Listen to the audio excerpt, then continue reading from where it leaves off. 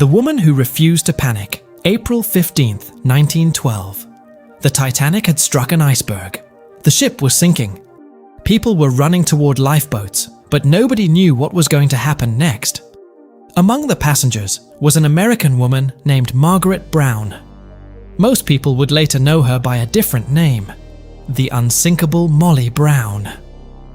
But that nickname came after the disaster. That night, she was simply trying to survive.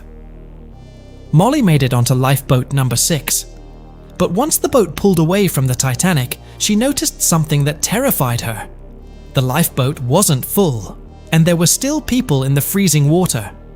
Molly reportedly urged the crew to turn the boat around and search for survivors. The situation was dangerous. The ocean was freezing. The Titanic was disappearing.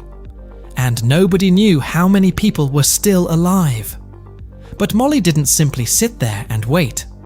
She helped organize the people in the lifeboat. She encouraged them to keep rowing. She helped maintain morale. And according to the National Park Service, she even led the survivors in songs while they waited to be rescued. Hours later, the rescue ship Carpathia arrived. The survivors were pulled from the freezing Atlantic. Molly had survived. But instead of treating the rescue as the end of her story, she immediately started helping others.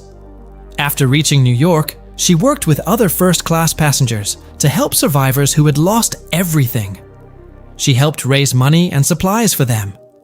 The woman who had just survived one of the greatest disasters in history was already thinking about people who were worse off than she was.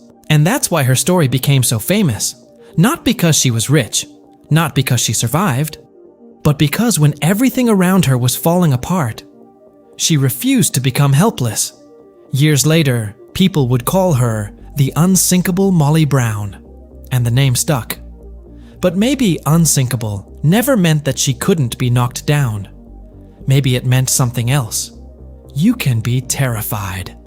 You can lose everything. You can find yourself in the middle of a disaster. But you can still choose what kind of person you're going to be. Molly Brown survived the Titanic, but her real legacy wasn't simply that she lived. It was what she did after she survived. Wait for Watching Friends.